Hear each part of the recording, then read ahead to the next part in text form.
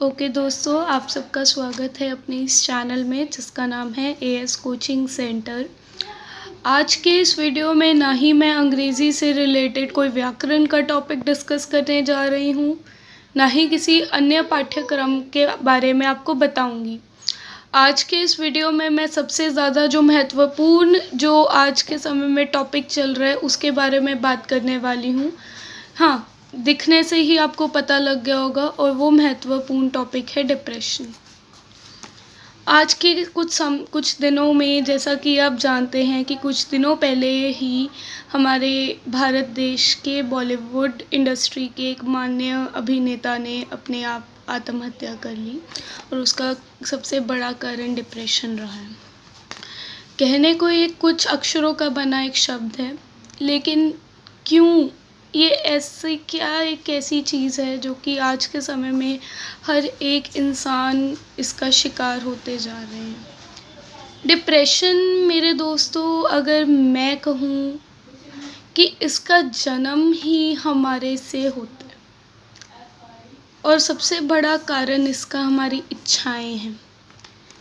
हमारी हर एक दिल की ख्वाहिश है, अगर वो ख्वाहिशें पूरी ना हो तब हम अपने आप पर अपनी ही ज़्यादा चीज़ों को सोच कर अपने आप को इस स्टेट में या कह सकते हैं कि इस फेज़ में ले आते हैं। इच्छाएं एक ऐसी चीज़ हैं, इच्छाओं को पूरा करने की जो हमारी लालसा होती है वो कहीं ना कहीं हमारे को इस तरफ लेकर जा रही होती है। इच्छाएं ऐसी नहीं कि बड़ी गाड़ी, बड़ा बंगला ये सब लेना है। इच्छाएं वो जो कि बचपन से ही हमारे अंदर हमारे माँ बाप या फिर कह सकते हैं कि ये समाज डालना शुरू करता है। इच्छाएं ऐसी कि क्लास में फर्स्ट आए, इच्छाएं ऐसी कि हर वक्त ये हर फील्ड में आगे बढ़े, चाहे वो स्पोर्ट्स हो, चाहे वो पढ़ाई हो, चाहे वो कोई भी एक्स्ट्रा करिकुलर एक्टिविटीज़ हो। माँ बाप की जो इच्छाएं हैं वो अपने बच्चों में डालना शुरू कर देते हैं बिना उनकी किसी भी जो दिल की तमन्ना है उसे जाने बिना। फिर दूसरा सबसे बड़ा कारण, जब एक माँ बाप अपनी इच्छाएं अपने बच्चों में डालता है तो उन बच्चों के मन में एक डर बैठना शुरू हो जाता है और वो डर होता है फेल ना होने का डर, कि अगर मैं ये चीज़ कर रहा हूँ या अगर मैं ये चीज़ कर रही हूँ, क्या मैं इस चीज़ में फेल हो जाऊँगी तो क्या होगा। हमारे यहाँ पर दो चीज़ों को सबसे ज़्यादा प्राथमिकता दी जाती है, या तो बच्चा उस चीज़ में कामयाबी हासिल करे या उस चीज़ में वो कामयाबी ना हासिल कर पाए। एक होता है सक्सेस, एक होता है फेल।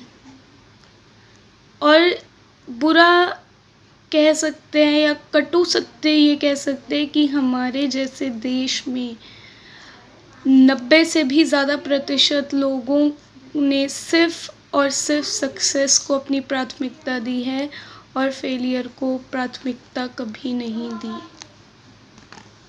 और यही सबसे बड़ा कारण है कि आज के समय में हर कोई इंसान अगर वो कोई चीज़ को हासिल ना कर पाए तो उसको लगता है कि बस अब उसकी ज़िंदगी में उसको जीने का कोई अर्थ बचा ही नहीं।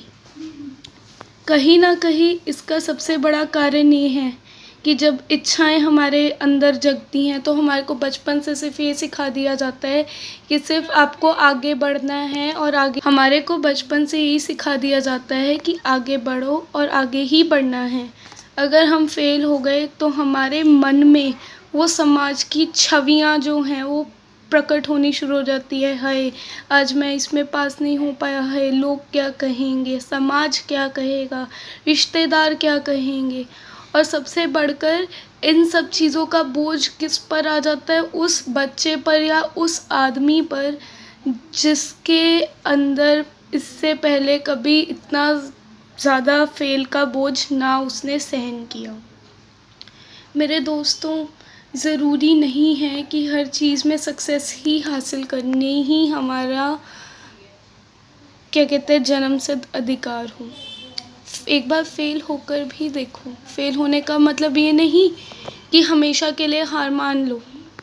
फेल होने का मतलब है अगर एक बार आप फर्स्ट से सेकंड भी आ जाओ तो उसका भी मज़ा होता है। अगर आप एक बार क्लास में पोजीशन ना लेकर आओ तो कोई बात नहीं, उससे आपको ये समझ आता है कि अभी भी कहीं ना कहीं अगर मुझ में कमी है तो मैं उस चीज़ को पूरी कर सकूं। अपने आप को पॉलिश इस अकॉर्डिंग करो, इस पॉजिटिविटी के साथ करो कि कभी आपके मन में नकारात्मक ख़यालात ना आए। मैं ये नहीं कहूँगी कि हमारा समाज ऐसा है या हमारा एजुकेशन सिस्टम ऐसा है।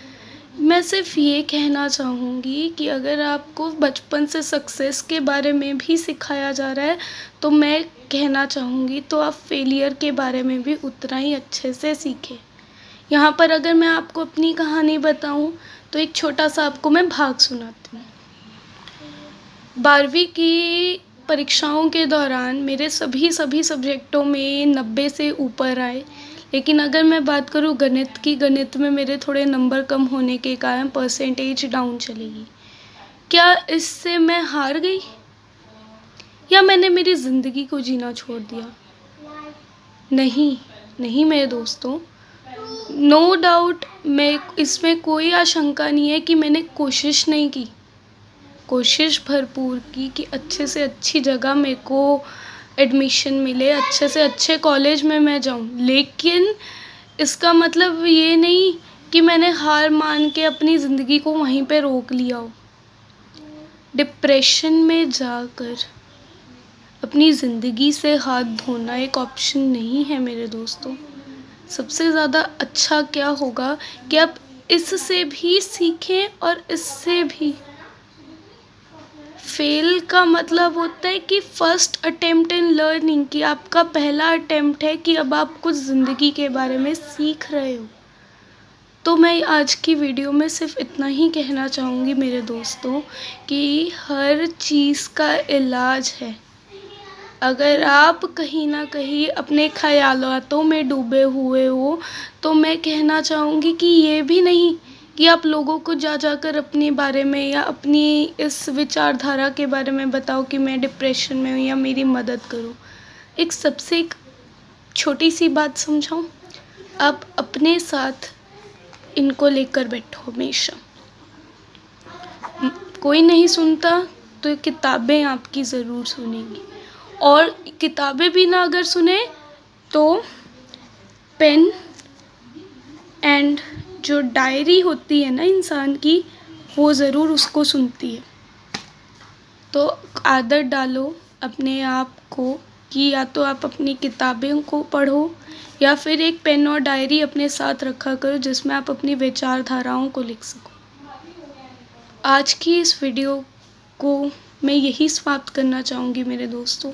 और आज सोचना, क्या फेल होना बुरा है या नहीं? क्योंकि फेल होने से इंसान कभी भी गिरता नहीं है, उससे बल्कि और भी ज़्यादा सीखता है। सो आज के लिए बस इतना ही। धन्यवाद।